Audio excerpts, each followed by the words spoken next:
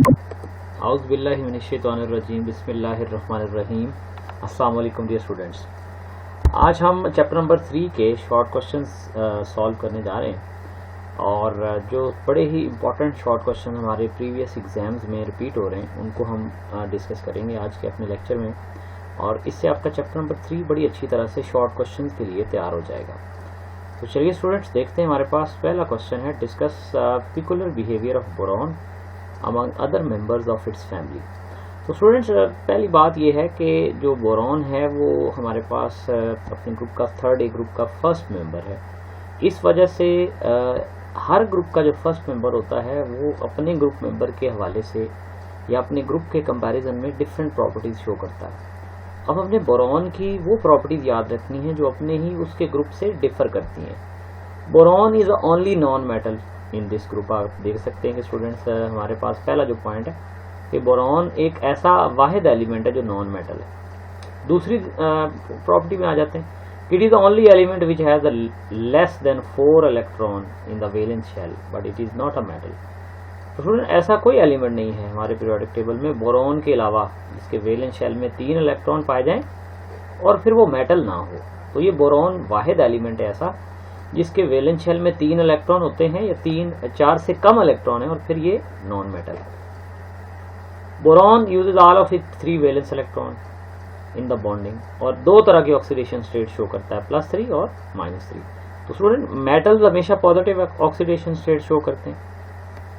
तो ये बोरॉन में एक एक्सेप्शनल बिहेवियर है कि ये -3 ऑक्सीडेशन स्टेट भी शो करता है।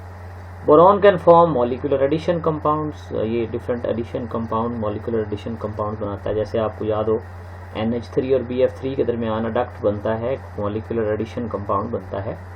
इसी तरह boron does not form ionic compound with anions because it has a more stable cation. तो इसके कैटाइन के स्टेबल होने की वजह से आयनिक कंपाउंड ये नहीं बनाता क्योंकि ये नॉन मेटालिक बिहेवियर रखता है। इसी तरह स्टूडेंट्स नेक्स्ट देखिए, बड़े ही और कुछ इंपॉर्टेंट क्वेश्चंस देखते हैं हम। पहला सवाल आप देख रहे हैं, व्हाट इज बोरेक्स। तो student borax is the sodium salt of tetraboric acid.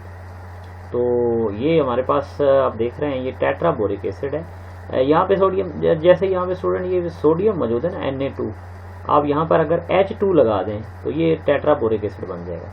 तो उस H2 को हटा के अगर हम Na2 लगा दें तो ये हमारे पास sodium salt of tetraboric acid बन जाता है और .NH2। It is found as a natural deposit tincal in dried up lake of Tibet and California. इसकी मैंने वीडियो लेक्चर्स के अंदर मुकम्मल डिटेल, इसकी डायग्राम्स भी आपको लेक्चर आप देख सकते हैं, वो मौजूद है उसमें। तो बोरोक्स क्या है, ये एक सोडियम सॉल्ट है एक्चुअली टेट्राबोरिक एसिड का, और ये नेचुरली टिंकल की फॉर्म में ड्राइड अप लेक्स के बेड्स पे पाया जाता है। बड़ा इंपॉर्टेंट सवाल कि right an equation two show how borax can be converted into boric acid by HCl and H2SO4। तो स्टूडेंट्स आप देख सकते हैं कि हमारे पास बेसिकली बोरेक्स के रिएक्शंस हैं ये, और इन रिएक्शन में आप देखिए कि बेसिकली Na2B4O7 HCl के साथ रिएक्ट करता है in the presence of water, क्या बनता है NaCl और H3BO3। तो ये आपने अच्छी तरह से याद करना है कि बोरेक्स को किस तरह से हम HCl के साथ रिएक्ट करते हैं, ये रिएक्शन आपको माइंड में रहना चाहिए। इसी तरह सल्फ्यूरिक एसिड के साथ भी स्टूडेंट्स वाटर की मौजूदगी में सोडियम सल्फेट और बोरिक एसिड बनता है। नेक्स्ट स्टूडेंट देखिए, बहुत ही इंपॉर्टेंट सवाल है, बड़ी दफा हमारे एनुअल पेपर में रिपीट हुआ है। What is action of an aqueous solution of borax on litmus, यानी लिटमस पेपर पर बोरेक्स का क्या इफेक्ट होता है। तो इसका एक्वस सोल्यूशन मतलब वाटर के अंदर। तो aqueous solution of borax is alkaline due to the formation of strong base NaOH, so it turns red litmus paper to blue. तो ये बड़ी अच्छी तरह से आगे एक और इस तरह का सवाल आएगा, लेकिन अगर इस तरह का सवाल आता है तो आप ये बताना जरूर, यहाँ पर बताना जरूरी होगा कि ये रेड लिटमस पेपर को ब्लू कर देता है। इसी तरह स्टूडेंट्स नेक्स्ट हम आगे चलते हैं और देखिए, what is aqueous solution of borax alkaline, why aqueous solution of borax is alkaline, very very important question. तो स्टूडेंट बात ये है कि जब ये बोरेक्स वाटर में डिजोल्व होता है तो आप ये देखिए ये सोडियम आयन और ये बोरेट आयन है, और जब इसको वाटर में हम डिजोल्व करते हैं ना स्टूडेंट्स, तो वाटर में डिजोल्व होने के बाद ये एक एसिड बनाता है H3BO3, ये बोरिक एसिड है और ये एक बड़ा वीक एसिड है, आपको ये नजर आ रहा होगा, ये वीक एसिड। जबकि ये जो OH यहाँ बचा है और ये सोडियम यहाँ बचा है, ये दोनों आपस में मिलते हैं और ये NaOH बना देते हैं। और NaOH जो है वो एक स्ट्रॉन्ग बेस है, स्ट्रॉन्ग अल्कली है। जबकि on the other hand boric acid जो है वो क्या है, वो एक वीक एसिड है, आपको नजर आ रहा है। इसका मतलब है वीक एसिड बना है और स्ट्रॉन्ग अल्कली या स्ट्रॉन्ग बेस बना है, जिसकी वजह से जो ओवरऑल एक्वस सोल्यूशन है उसकी नेचर अल्कलाइन हो जाएगी, जिसकी वजह से लिटमस पेपर को ये रेड से ब्लू कर देता है। इसी तरह स्टूडेंट्स नेक्स्ट हमारे पास जो है वो यूजेस ऑफ बोरेक्स हैं। It is used to prepare borate glass which is heat resistant. ये ग्लास टाइप का एक मटेरियल होता है स्टूडेंट्स, हीट रेजिस्टेंस होता है, सॉफ्टनिंग ऑफ वाटर। और इसी तरह use as a welding and in metallurgy, use in leather industry for tanning and dyeing, चमड़ा साजी में भी ये यूज होता है। इसी तरह स्टूडेंट्स नेक्स्ट हम आगे देखते हैं। हमारे पास नेक्स्ट क्वेश्चन देखिए, वेरी वेरी इंपॉर्टेंट, बहुत ही अहम सवाल है। ये बहुत दफ़ा हमारे एनुअल एग्जाम्स में आ चुका है कि what is borax bead test. तो इसको बहुत अच्छी तरह से देखना है स्टूडेंट, मेरा शॉर्ट करके लिखा है मैंने। Borax bead test is actually used to confirm the presence of certain metallic cations. तो इसका मतलब है, सबसे पहले मैंने आपको पर्पस बताया है कि ये जो बोरेक्स बीड टेस्ट होता है ये यूज़ किया जाता है to confirm the presence of certain metal cations. इसी तरह chemistry of borax bead test क्या है, मतलब ये बात हमें लाजमी तौर पे पूछी जाती है कि write down the chemistry of borax bead test. तो स्टूडेंट आपको याद होगा, हमने वीडियो लेक्चर में भी देखा कि सबसे पहले हम जो लूप बनाते हैं प्लाटिनम वायर का, उस पर सोडियम, आप ये देख रहे हैं बोरिक या बोरेक्स को, सोडियम टेट्राबोरेट को हीट करते हैं और ये सोडियम मेटाबोरेट और बोरिक एनहाइड्राइड में कन्वर्ट हो जाता है। ये बोरिक एनहाइड्राइड बहुत ही इंपॉर्टेंट है इस टेस्ट के अंदर। ये बोरिक एनहाइड्राइड क्या करता है स्टूडेंट्स, जो भी मेटल, जैसे कि सपोज हमारे पास ये कॉपर ऑक्साइड है, जिस मेटल को भी आपने डिटेक्ट करना है उसको आपने B2O3 के साथ रिएक्ट करवाना है। चाहे जिंक को डिटेक्ट करना है, कॉपर को करना है, उसका मतलब कौन सी मेटल आइडेंटिफाई करना चाहते हैं। तो क्योंकि हर मेटल जो है उसका जो कैटाइन है वो एक स्पेसिफिक कलर देते हैं। कैसे? तो वो उसका जो मेटल का ऑक्साइड है वो एनहाइड्राइड के साथ रिएक्ट करके बोरेट बना देता है। अब ये कॉपर बोरेट है और ये ब्लू कलर का होता है। तो इसका मतलब है दो रिएक्शन है सिंपल से। तो पहले बोरेक्स को हीट करना है और आपके पास जो है NaBO2 सोडियम मेटाबोरिक एसिड और सोडियम मेटाबोरेट और बोरिक एनहाइड्राइड बनेगा। फिर कॉपर ऑक्साइड और बोरिक एनहाइड्राइड को आप रिएक्ट करवाएंगे और आपके पास कॉपर बोरेट बनेगा। इसको बड़ी डिटेल से हमने वीडियो लेक्चर में भी एक्सप्लेन कर चुका हूँ, ऑक्सीडाइजिंग रिड्यूसिंग फ्लेम के हवाले से भी, कलर डिफरेंट के कलर्स के हवाले से भी, आप उस लेक्चर में भी देख सकते हैं। Next very important question, right the name and formulas of four oxy acid of boron. तो स्टूडेंट बोरॉन के 4 एसिड होते हैं। इसमें पहला एसिड है ऑर्थोबोरिक एसिड H3BO3, फिर मेटाबोरिक एसिड HBO2, फिर स्टूडेंट्स टेट्राबोरिक एसिड H2B4O7 और फिर स्टूडेंट्स पायरोबोरिक एसिड H6B4O9। तो ये हमारे पास जो है basically very very important 4 acids of boron, इनके नाम और फार्मूलाज आपने याद करने हैं। इसी तरह आगे चलते हैं कुछ और बड़े इंपॉर्टेंट सवालों के साथ। स्टूडेंट 2 बड़े ही अहम सवाल इस पेज पे मौजूद हैं और ये बड़ी दफ़ा हमारे एनुअल, ये पेज जो आपके सामने मौजूद है that is very important for annual exams, और ये एनुअल एग्जाम से ही लिए गए हमारे क्वेश्चन हैं। 2 मेथड बताने हमने बोरिक एसिड को प्रिपेयर करने के लिए। पहला मेथड है फ्रॉम कोलेमेनाइट। आप देख सकते हैं स्टूडेंट, ये हमारे पास कोलेमेनाइट है CA2B6O11.5H2O, और इसको हमने रिएक्ट करवाना है सल्फर डाइऑक्साइड और वाटर की मौजूदगी में, और ये बनेगा कैल्शियम सल्फेट और साथ में बोरिक एसिड। इसी तरह बोरेक्स से भी हम जो है वो बोरिक एसिड को तैयार कर सकते हैं। कैसे? कि जब हम बोरेक्स को सल्फ्यूरिक एसिड और वाटर के साथ, ये पहले भी रिएक्शन आ चुका है, करवाएंगे रिएक्शन, तो हमारे पास बोरिक एसिड तैयार हो जाएगा। इसी तरह से बोरिक एसिड के कुछ रिएक्शंस हैं, ये बहुत अहम है। ये सवाल बड़ी दफ़ा रिपीट हुआ है हमारे एनुअल एग्जाम्स में कि बोरिक एसिड इथाइल अल्कोहल और NaOH के साथ किस तरह रिएक्ट करता है।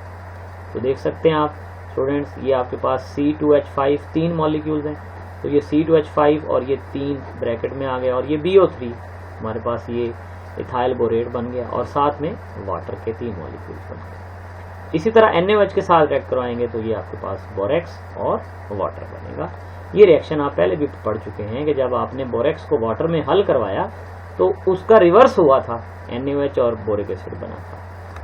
इसी तरह स्टूडेंट्स नेक्स्ट हम आगे चलते हैं और नेक्स्ट क्वेश्चन की तरफ बढ़ते हैं, that what is the effect of another very important question, कि क्या इफेक्ट होता है हीट का आर्थोबोरिक एसिड पे। तो स्टूडेंट याद रखिए, जब हम आर्थोबोरिक एसिड को हीट करते हैं अबाउट 100 डिग्री सेंटीग्रेड तो ये मेटाबोरिक एसिड में चला जाता है। मेटाबोरिक एसिड को हीट करते हैं तकरीबन 140 पे, वो टेट्राबोरिक एसिड में कन्वर्ट हो जाता है, और फिर टेट्राबोरिक एसिड को हीट करते हैं तो वो स्टूडेंट बोरिक एनहाइड्राइड में चला जाता है। ये आप देख सकते हैं बोरिक एनहाइड्राइड में आ गया, और ये रेड हॉट टेम्परेचर पर होता है, सार वाटर बनता है। तो इसका मतलब है स्टूडेंट ये जो एसिड्स हैं ये बेसिकली ये बोरिक एसिड है, वो मेटाबोरिक एसिड में जाता है, मेटाबोरिक एसिड फिर टेट्राबोरिक एसिड में आता है, और टेट्राबोरिक एसिड फिर बोरिक एनहाइड्राइड में आ जाता है।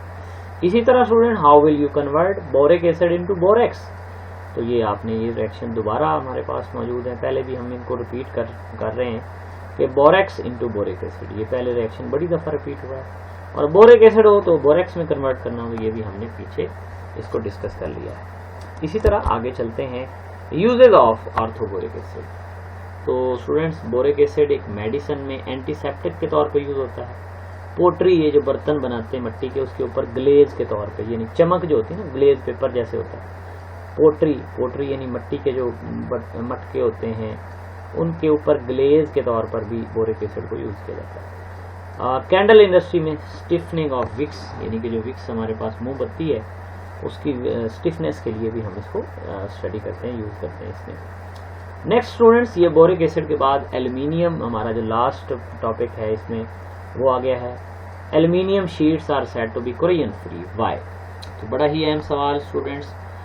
एल्यूमिनियम चूंकि उसे कोरोजन फ्री इसलिए है क्योंकि आप देख सकते हैं कि एल्यूमिनियम एयर की मौजूदगी में अपने ऊपर एक continuous coating of aluminium oxide develop कर लेता है, जो उसको प्रिवेंट करती है from further attack on the metal by the atmospheric oxygen.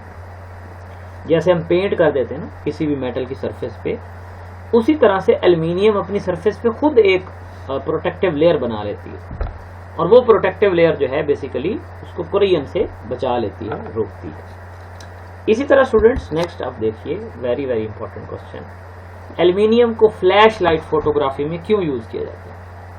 देखिए स्टूडेंट, ये जो कैमराज होते हैं फ्लैश वाले, जैसे डिजिटल कैमराज होते हैं, हम फ्लैश से पिक्चर खींचते हुए बटन दबाते हैं, फ्लैश ऑन होता है तो हमारे पास जो है वो पिक्चर बनती है। तो बात ये है कि फ्लैश जब बटन दबाते हैं तो क्या ऐसा रिएक्शन होता है कि इतनी ज़्यादा लाइट निकलती है? देखिए स्टूडेंट, बात ये है कि आप ये देखिए, जब एल्यूमिनियम ऑक्सीजन के साथ रिएक्ट करता है ना 800 डिग्री सेंटीग्रेड पर, तो एल्यूमिनियम ऑक्साइड बनता है, एल्यूमिनियम ऑक्साइड, और ये रिएक्शन होता है accompanied by evolution of heat and intense white light. इसका मतलब है इस रिएक्शन के नतीजा में बहुत सारी वाइट लाइट एमिट होती है, और वो वाइट लाइट फिर हमें फ्लैश के तौर पे काम आती है और हम उसे फोटोग्राफी में यूज कर सकते हैं। यही सवाल रिपीट हो रहा है कि ना सिर्फ ये फोटोग्राफी में ये प्रॉपर्टी काबिल इस्तेमाल है, बल्कि ये मेटल की सरफेस में बबल्स को रिमूव करने के लिए भी काबिल इस्तेमाल है। कैसे? क्योंकि बड़ी ज्यादा हीट इवॉल्व होती है, तो जो बबल्स होते हैं वो उनको अपने अंदर रिमूव कर लेती है, बबल को जो है वो हीट करके वो ऑक्सीजन में, नाइट्रोजन में कन्वर्ट कर देती है। इसलिए ये वाली प्रॉपर्टी जो है एल्यूमिनियम और ऑक्सीजन के साथ रिएक्शन वाली, इससे दो फायदे हैं, एक तो फ्लैश लाइट फोटोग्राफी में यूज होते हैं, और दूसरी स्टूडेंट्स ये हमारे पास जो है बेसिकली ऑक्साइड्स या जो मेटल के अंदर मॉइस्चर है उसको भी ये रिमूव करती है। इसी तरह स्टूडेंट्स हमारे पास लास्ट स्लाइड है, एल्यूमिनियम इज एम्फोटेरिक, प्रूव करें, वेरी इंपॉर्टेंट क्वेश्चन। एम्फोटेरिक से मुराद क्या है स्टूडेंट्स? कि जो एसिड के साथ भी रिएक्ट करे और जो बेस के साथ भी रिएक्ट करे। तो ये दोनों आपने बड़े अच्छे तरीके से माइंड में रखने हैं कि एल्यूमिनियम एम्फोटेरिक होता है, HCl के साथ रिएक्ट करके एल्यूमिनियम क्लोराइड बना देता है, और इनके साथ रिएक्ट करके वो सोडियम एल्यूमिनियम हाइड्रोक्साइड बना देता है। और इसी तरह लास्ट पे write down 4 uses of aluminium. Aluminium is transport industry में बहुत ज़्यादा यूज़ होता है, एयरक्राफ्ट, शिप्स में, कार्स में, heat exchange in chemicals, oil and other industries, very very important uses. Aluminium is non magnetic and दस use in navigation equipments में use होता है। नॉन टॉक्सिक है और cooking, making food, braving equipments और packing में students ये use होता है। तो इसके साथ हमारा आज का लेक्चर खत्म होता है। नेक्स्ट लेक्चर तक इजाज़त दीजिए। अल्लाह हाफिज़।